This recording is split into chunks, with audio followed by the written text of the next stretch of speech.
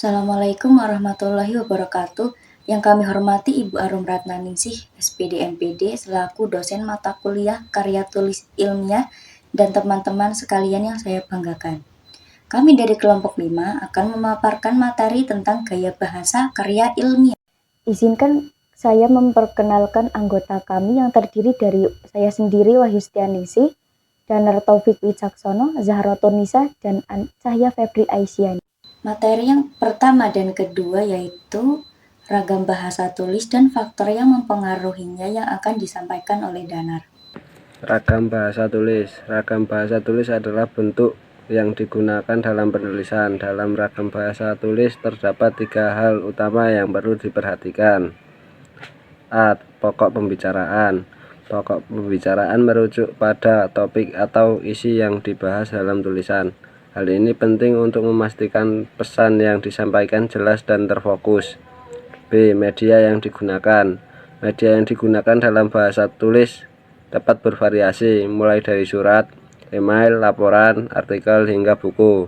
Pemilihan media harus disesuaikan dengan tujuan komunikasi dan audiens yang dituju. C. Hubungan antara komunikasi dan komunikan.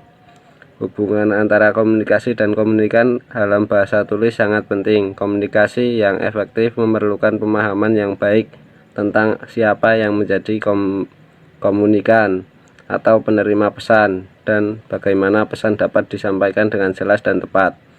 Dengan memperhatikan pokok pembicaraan, media yang digunakan, dan hubungan antara komunikasi dan komunikan, penggunaan ragam bahasa tulis dapat menjadi sarana yang efektif untuk menyampaikan pesan secara tepat dan jelas. Faktor yang mempengaruhi karya tulis ilmiah. Faktor teknis meliputi 1. Isi merupakan unsur yang paling penting dalam karya tulis ilmiah, karena isi yang jelas dan sistematis akan membuat karya tulis ilmiah lebih efektif dalam menyajikan informasi dan mempengaruhi pembaca. 2. Keaslian gagasan. Karya tulis ilmiah yang berisi gagasan asli dan orisinal akan lebih menarik dan memiliki nilai lebih dalam penelitian dan pengembangan ilmu pengetahuan. Faktor non-teknis meliputi 1. Sistematika. Karya tulis ilmiah yang disusun secara sistematis dan logis akan lebih mudah dipahami dan diinterpretasikan oleh pembaca. 2. Penalaran. Penalaran yang tepat dan logis dalam karya tulis ilmiah akan membantu pembaca dalam memahami dan menginterpretasikan informasi yang disajikan. Kemudian yang ketiga ada pengertian gaya bahasa karya tulis ilmiah yang akan disampaikan oleh Nisa. Pengertian gaya bahasa karya tulis ilmiah. Gaya bahasa karya tulis ilmiah adalah cara mengungkapkan pikiran melalui bahasa secara khas yang memperlihatkan jiwa dan kepribadian penulis.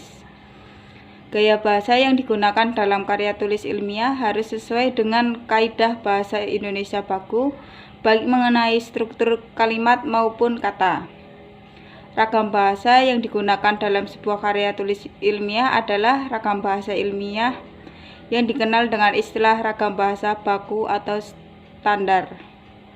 Ragam bahasa ilmiah ini dikenal sebagai sifat-sifat seperti baku, logis, kuantitatif, dan tepat. Gaya bahasa yang digunakan dalam karya tulis ilmiah harus memperlihatkan sifat-sifat keilmuan seperti benar, logis, cermat, dan sistematis.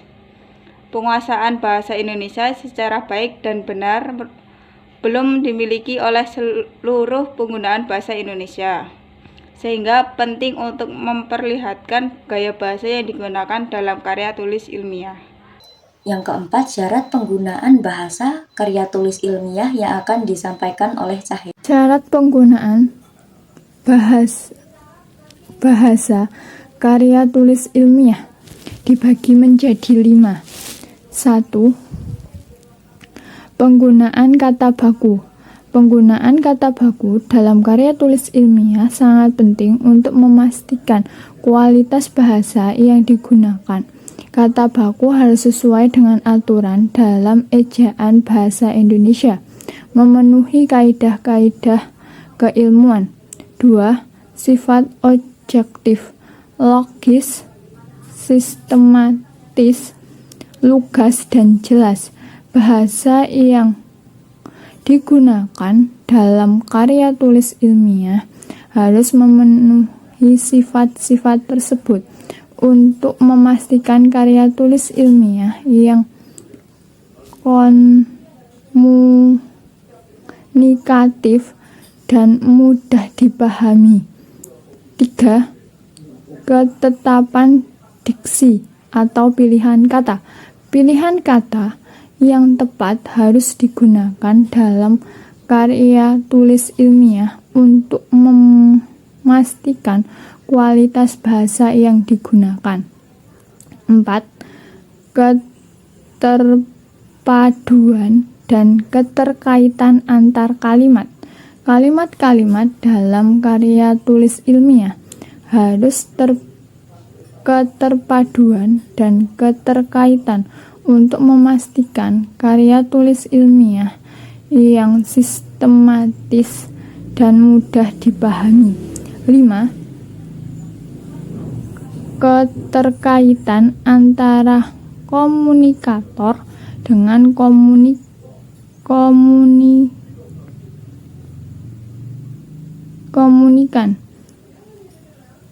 Keterkaitan antara komunikator dan komunikan harus dipertimbangkan karya tulis ilmiah untuk memastikan karya tulis ilmiah yang efektif dalam menyampaikan pesan. Yang kelima, sifat bahasa dalam karya tulis ilmiah yang akan disampaikan oleh Sifat bahasa dalam karya tulis ilmiah. 1. Objektif. Objektif adalah bahasa dalam karya ilmiah harus bersifat objektif, artinya tidak terpengaruhi oleh emosi atau opini pribadi penulis, melainkan didasarkan pada fakta dan data yang dapat diverifikasi. 2. Logis. Logis adalah bahasa dalam karya ilmiah harus logis, artinya urutan informasi dan argumen yang disajikan harus terstruktur secara rasional dan koheren. 3. Sistematis. Sistematis adalah bahasa dalam karya ilmiah harus sistematis, artinya penyajian informasi harus teratur dan terstruktur sesuai dengan aturan penulis ilmiah. 4. Lugas. Lugas adalah bahasa dalam karya ilmiah harus lugas, artinya penggunaan kata dan kalimat harus jelas dan tidak ambigu agar pesan yang disampaikan dapat dipahami dengan mudah. 5. Jelas. Jelas adalah bahasa dalam karya ilmiah harus jelas, artinya penyampaian informasi harus tepat dan tidak meragukan agar pembaca dapat memahami dengan baik apa yang disampaikan. Yang keenam, gaya bahasa dalam penulisan karya tulis ilmiah yang akan disampaikan oleh Cahya. Gaya bahasa dalam penulisan karya ilmiah dibagi menjadi 5, yaitu A. Kohensi dan kohesi. Kisah ini mengalir dengan lancar dan berhubung dengan baik dari awal hingga akhir, menunjukkan kohensi dan kohesi yang kuat. B. Sistematis.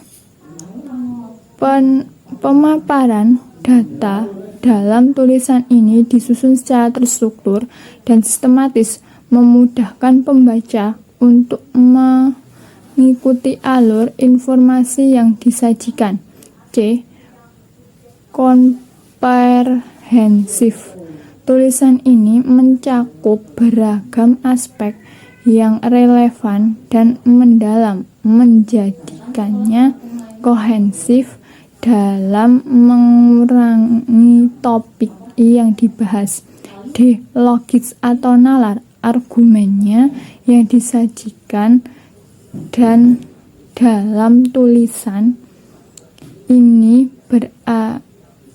berasal sangat logis dan berdasarkan pemikiran yang rasional, memperkuat kekuatan nalar penulis.